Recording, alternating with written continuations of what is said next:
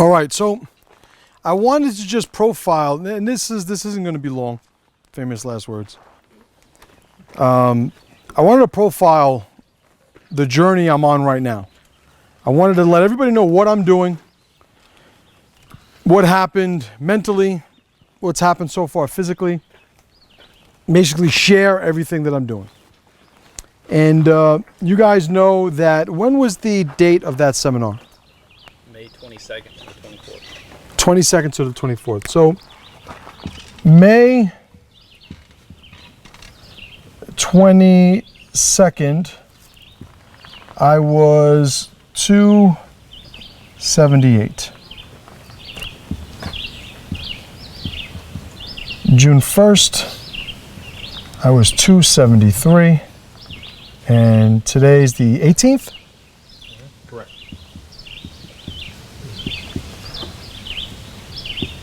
I'm 243. So these are just, a little bit of a timeline. So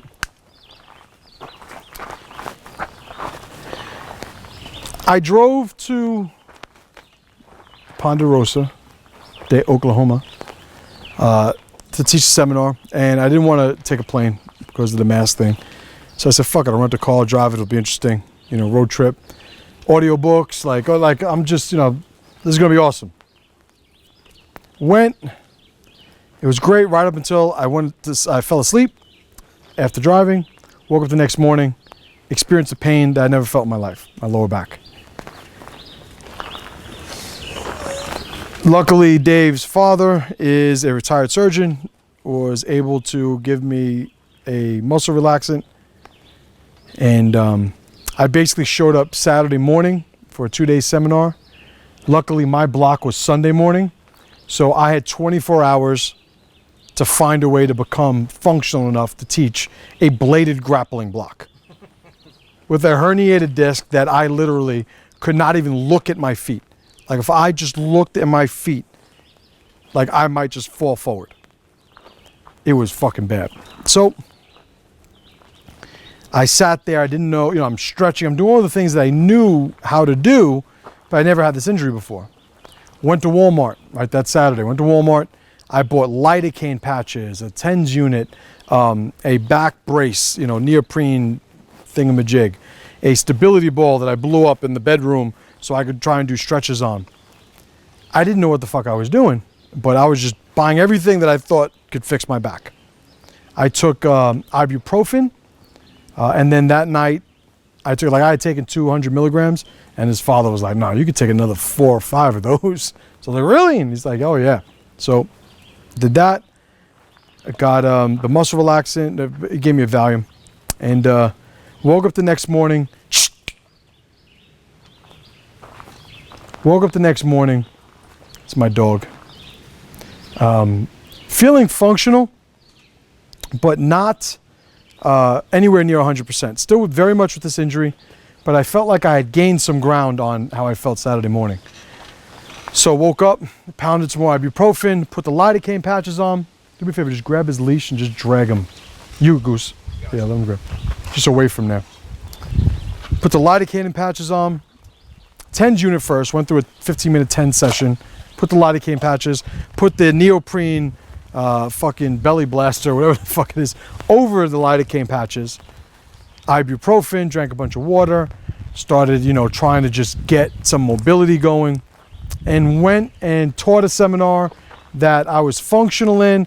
At some point I was getting excited and I wanted to start going a little bit, and I'm like, don't do it. I didn't do it, luckily.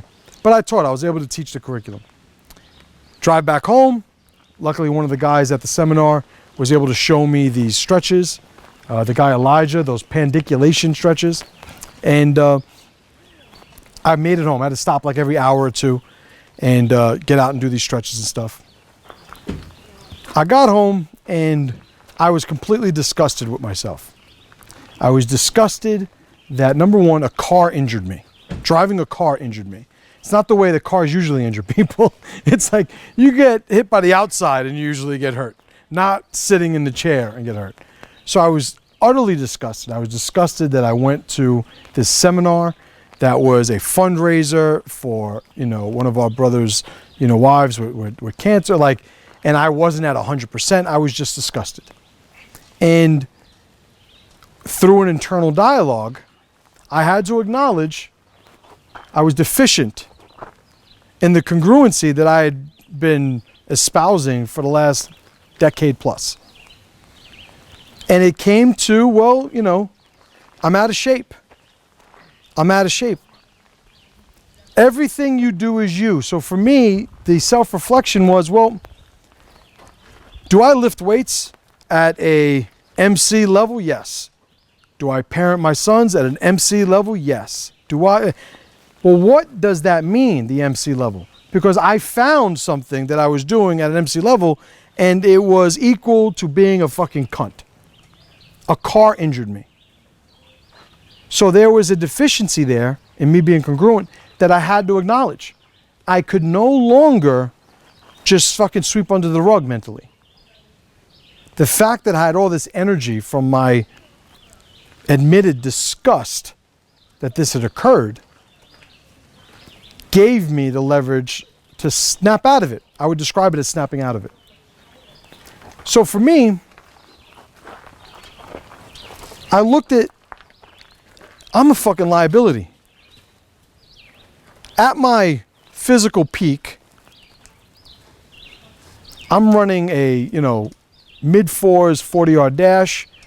I'm a elite level athlete, professional fighter, professional grappler, I'm a physical specimen. I would do, endurance cardio workouts with people and take pride in making everybody I trained with quit or puke. That's who I was.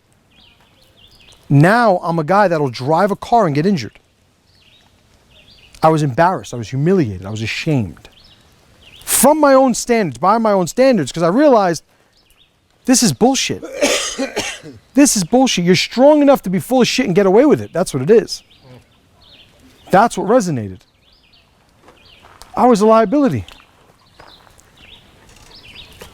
You go right to the kids. You have kids, talking about your obligation to defend your family.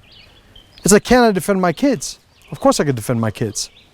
If anything happened to them, and I'm sitting there reflecting about how I let this thing go bad, would I sit there and go, if I was in better shape, I would have done a better job? It's a no-brainer. So I talked earlier about, what changes would you like to make that you're not making, right? We're talking about swimming, right? It's like, what changes have you not made yet, but you should make, you want to make, you just haven't done them yet, and, swimming was the example. Well, for me, it's like, why the fuck am I walking around 280-something pounds? Oh yeah, but you're squatting over 600 pounds, benching over 400 pounds. What the fuck does that do for anything that I value? Anything that matters to me? I competed in powerlifting, but I'm not this perennial professional powerlifter. I did one meet. I won it. If I do one meet, that's not who I am. It was a cop-out. It was a complete cop-out. Why don't you lose weight? I'm powerlifting. Which is like the cousin to the excuse I'm big boned. It was a cop-out. So I had to admit that. I had to acknowledge that.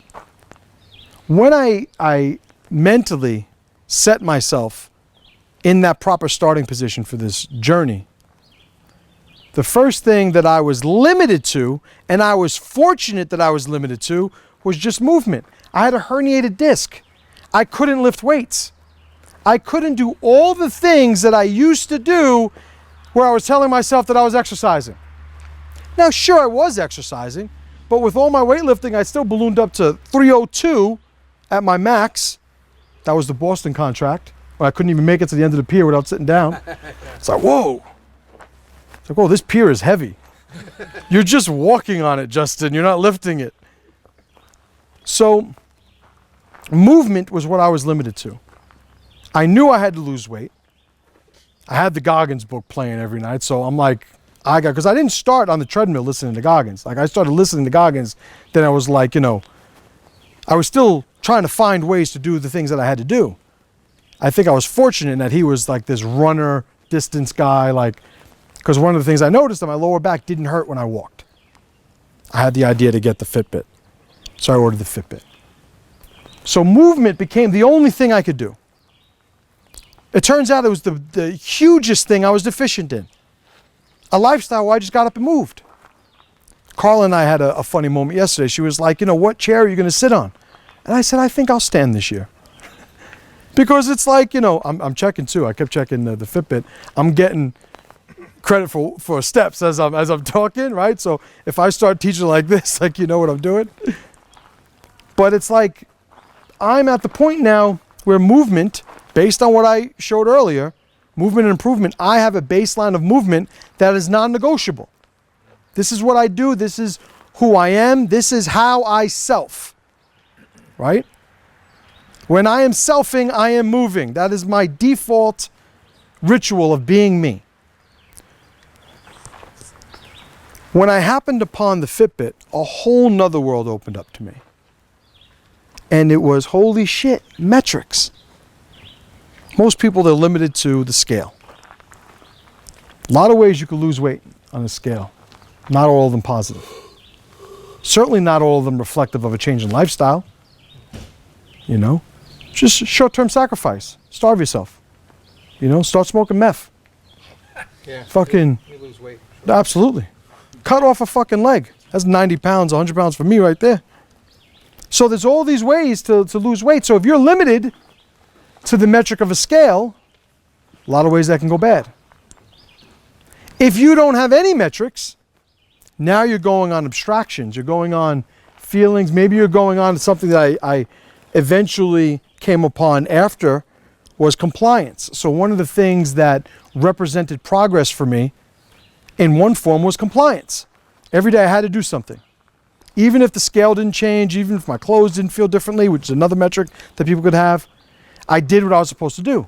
Today's a win. So I made it into a ladder. I made it into I'm going to climb, and it's going to be daily. I don't need to run a fucking marathon every day. I don't need to do this monumental fucking Spartan, I'm a fucking warrior thing every day because it's not sustainable. I wasn't that person yet. I'm setting myself up for failure. It would be my ego that says I'm going to do that. Because I don't want to admit, if I was that way, that, hey, MC, what are you doing to lose all this weight? Walking.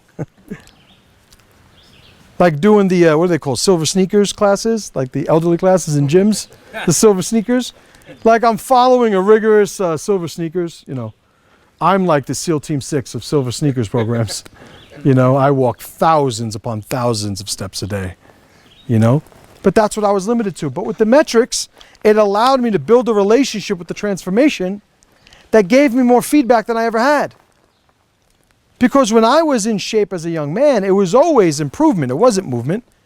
It was being anchored to a competition, some weight limit I had to make for a fight, something that just kept me active.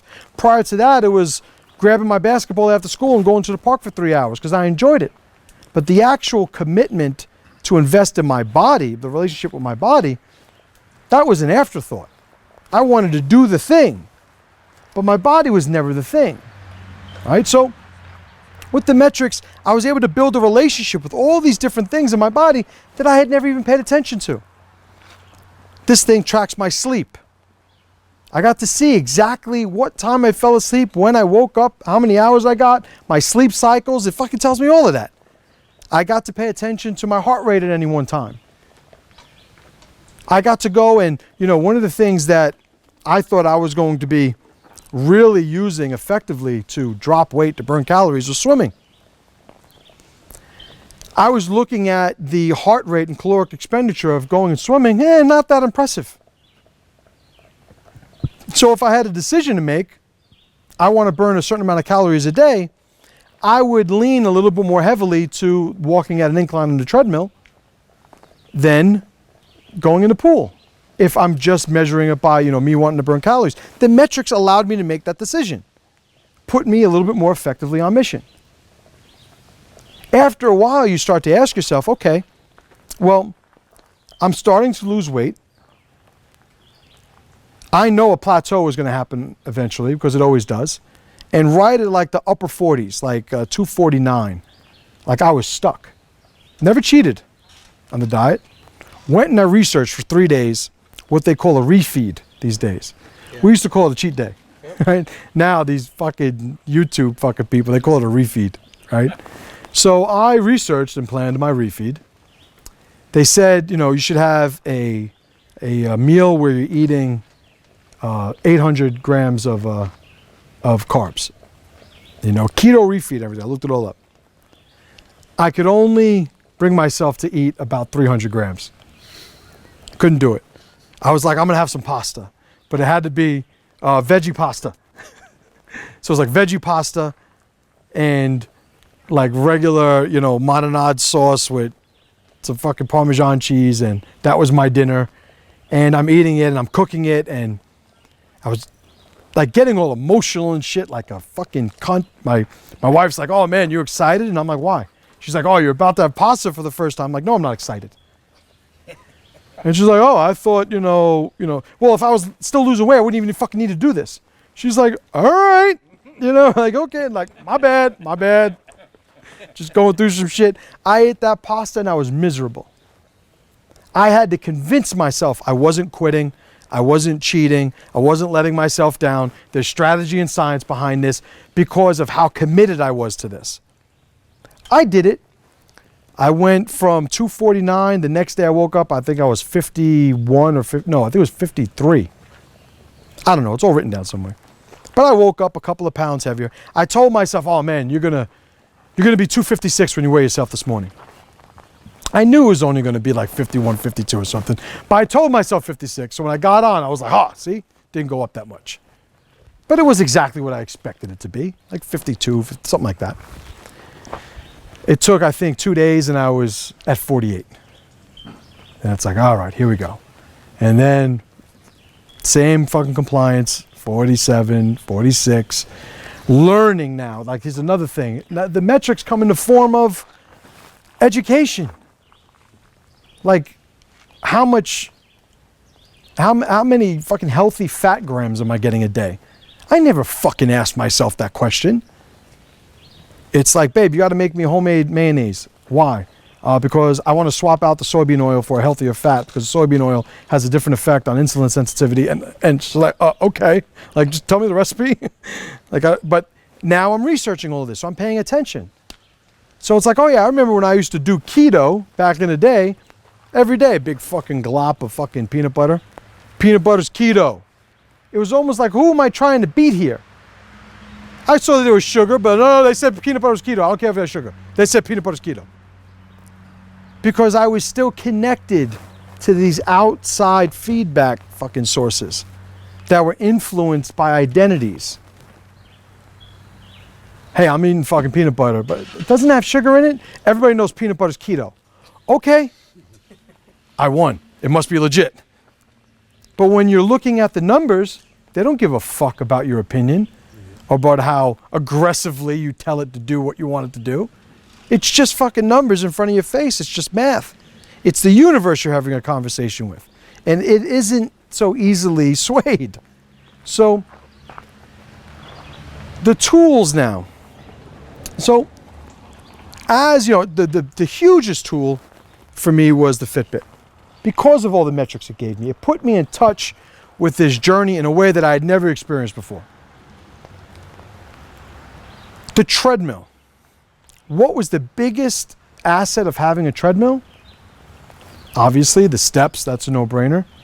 But I didn't realize that at 270 something pounds, walking 10,000 steps a day when you never have, with a lower back injury, your ankles, your knees, your hips, your lower back, it's a fucking problem when you're outside walking.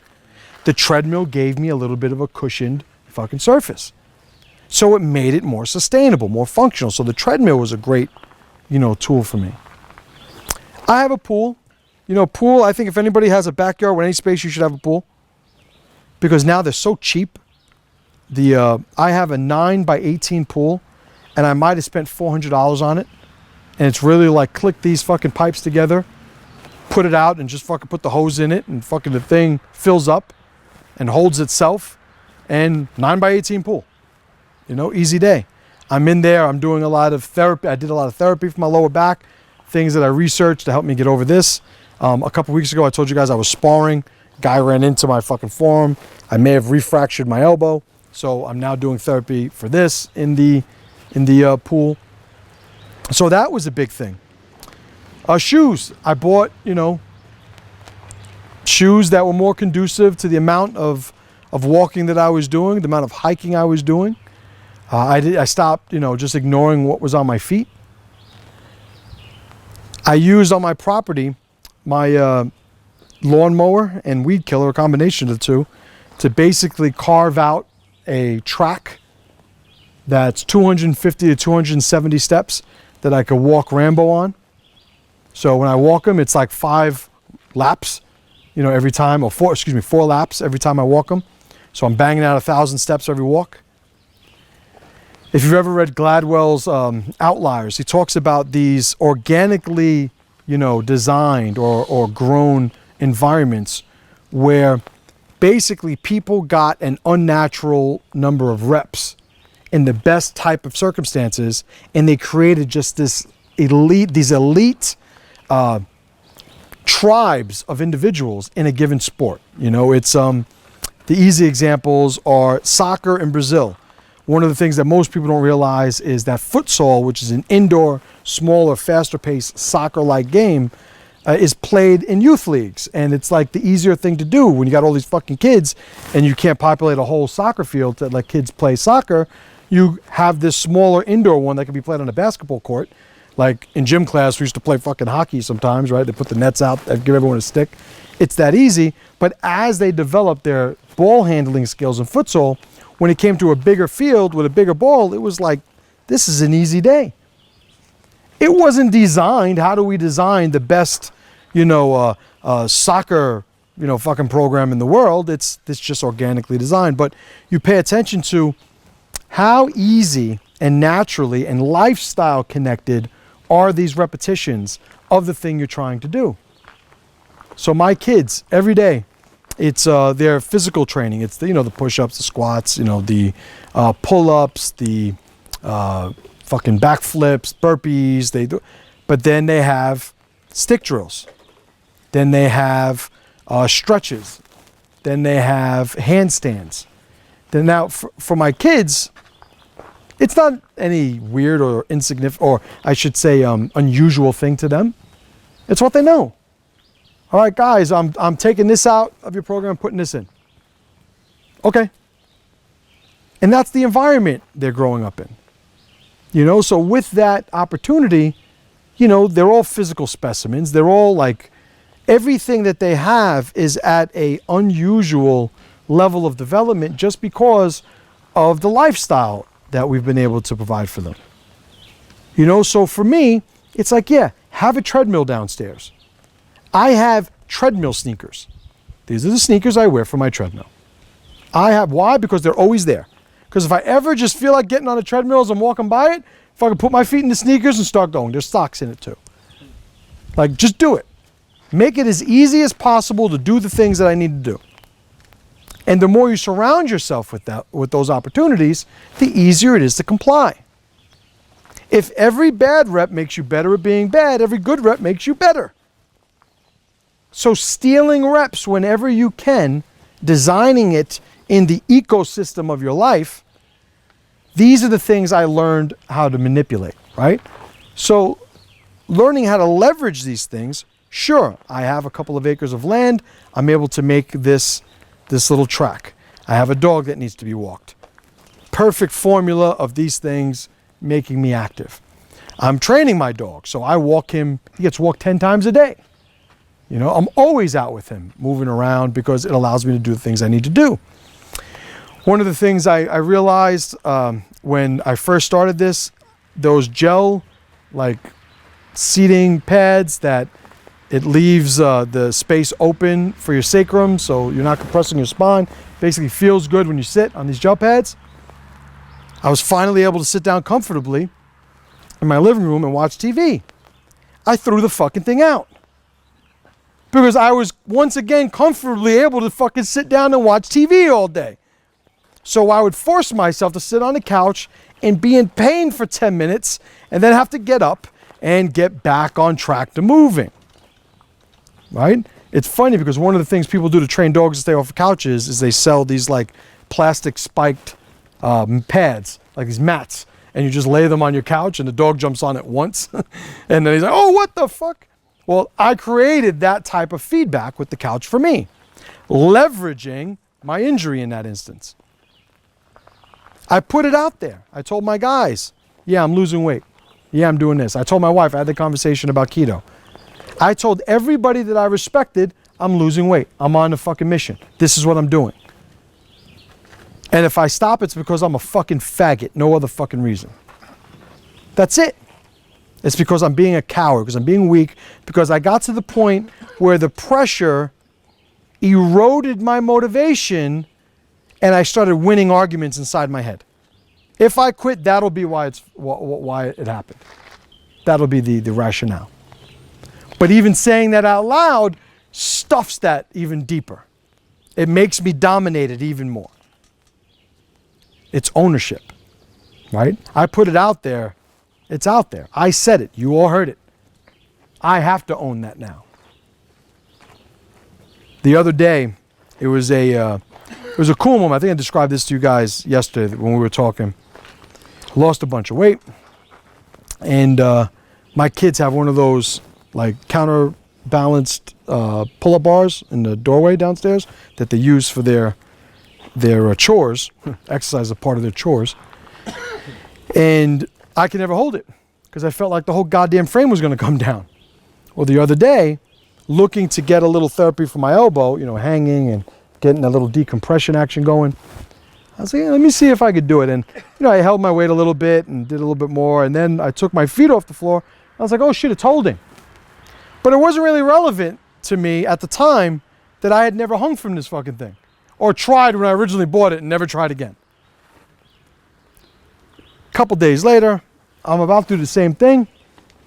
And Hayden, my oldest, is there. And he's like, oh, he's looking, he's like, oh, what are you doing? Oh, yeah, I'm just working this thing out. And, my elbow's still a little jacked. I still can't, And in like mid-sentence, I just wanted to see if I could do a pull-up. I pulled myself up.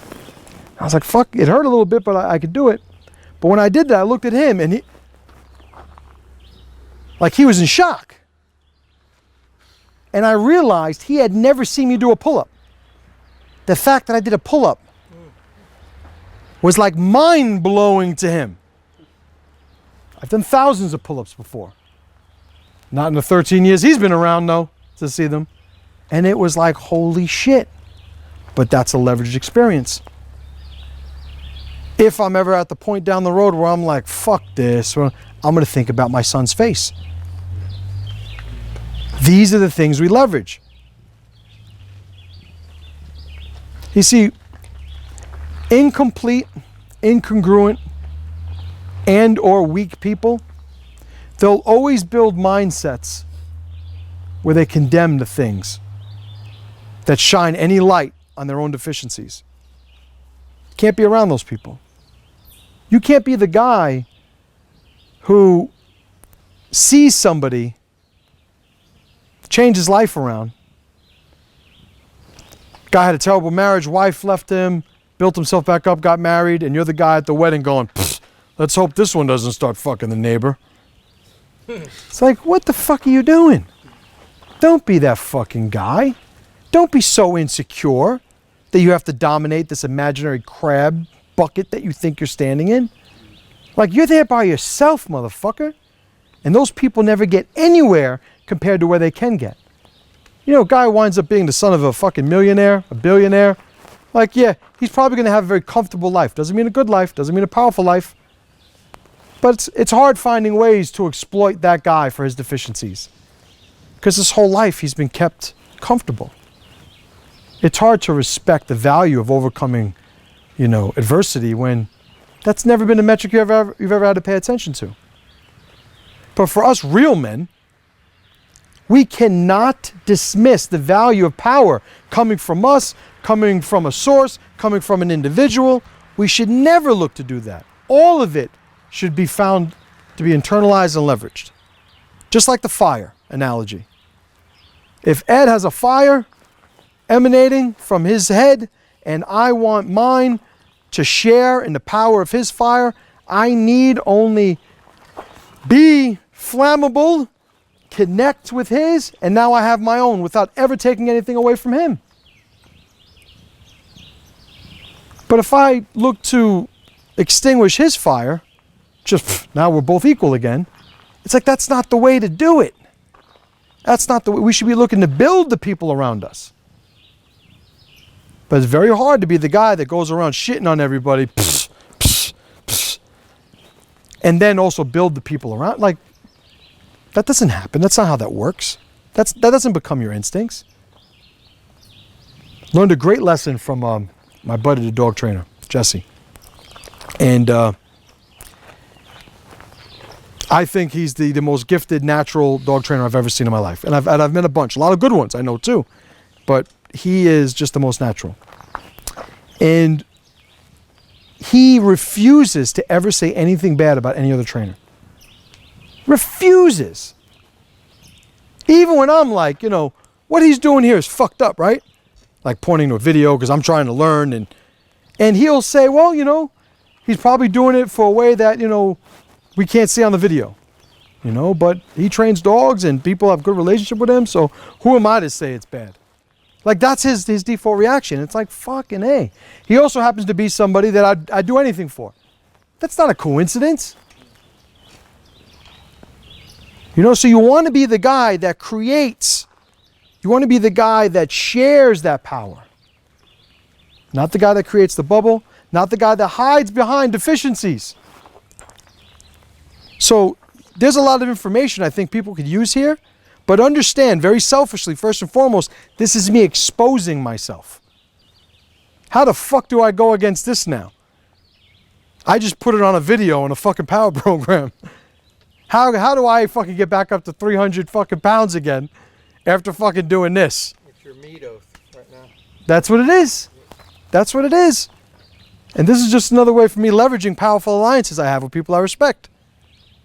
So now, not only do I see my son's face, do I think about being injured and not being able to be at my best at that seminar for my brother's wife with cancer, but now I think about the time that I put myself up as a model of strength in this endeavor in front of all the people I respect.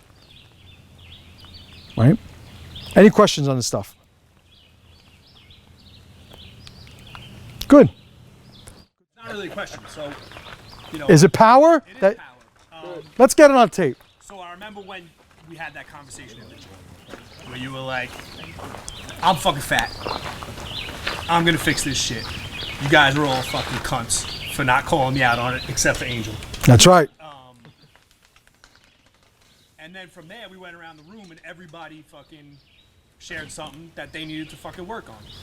So, you know, that flammability that you talked about, being flammable, getting to Ed, for a second is going to fire Ed up too.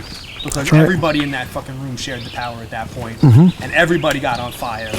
And not only did it happen there, but we took it back to a group chat that we have, and everybody fucking there got lit up, and now everybody's fucking working on shit that they weren't going to be working on before that. So sharing those fucking things that, you know what, this is where I fucked up, and I'm going to fucking fix it to everybody. Put everybody on notice that you got to fucking fix it. We all know we got that one thing in our head we got to fucking fix. Like, what the fuck are you waiting for? And there's a certain point where I can't be around you. If you're not following that, I can't be around you. I can't do it. And beyond that, it becomes, you don't want me around you. But we could fucking become powerful. We could reach a level that we never even fucking thought possible. Flammable is coachable. It's transparent. It's open to criticism from people you trust. You guys remember, I don't know if it was fucking 2 years ago. It was like a January 1st, like a New Year's thing. And I said, here's your challenge. Call your brothers out on shit they're fucking up. Before you call them, like number 2 was, before you call them out, make sure you're not fucking that same thing up. And number 3 was, be open to being called out by any of your brothers on something that you're fucking up. Like, this is your challenge for the year.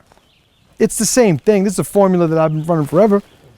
You know, I call them all cunts because I want them to help each other better. Like, I know if I'm going to change when I want to change. I know that's something that I have to, you know, to commit to. You know, it would be nice if they helped. It's contagious, though.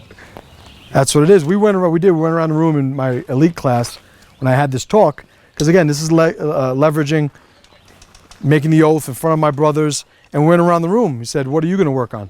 What have you not done, procrastinated on, that you're going to do? What have you done? And what was yours? I had to, you know, I was real comfortable because I feel like I'm more disciplined and successful than most of the people in my life. And I'm sleeping until fucking 8 o'clock. So it was like, all right, I'm going to wake up at fucking 5 o'clock now. That's right. Don't fucking run. I'm going to do my breathing. All the shit that kind of fell off, or I always thought I should do that. And he had to do a screenshot of the Wim Hof breathing and post it at 6 a.m. every day. So that was his thing. Like, how do you do it? What was yours? I had to start a website. And by the end of the month, right? Yep. And it was by the end of July, right? And what did I tell you if you didn't do it? I'm fired. And do you have it? Yeah, first week I got it. Like, that's it. How long have you been trying to get that done? Months. Yeah, like, it's just, it's what you got to do. It's like, what the fuck are we here for if we're not helping each other? If we're not here to help each other, we're here to convince ourselves that it's okay that we're fucking cunts. And not fucking cunts as an action. like we're fucking weak. And this is our it's okay to be weak meeting. If we're not pressuring ourselves, that's what it is. Those are the two fucking things. Maybe some fucking variety in its application, but that's what you got. Let's get stronger with this group or weaker with this group. But whatever we designate the energy and the mission of the group, that's what it's going to leverage people in the direction toward. Strength or weakness. There was second and third order of effects to that. Like I said, I mean, you know, female student in New Rock deadlifted some weight that she hadn't touched in a long time, and you know, did some push after failing a bunch of times, you know, based on the shit that we had talked about. Another guy hit a new PR. You know, it was just everybody, and it's just feeding off each other. It's, A new Puerto Rican? what's that? He hit a new Puerto Rican? Yeah, but it's, again, it's all congruent. These are all lessons and fucking laws that you know in different forms. Like, it's all the same shit. You know, it's all the same shit. All right, folks.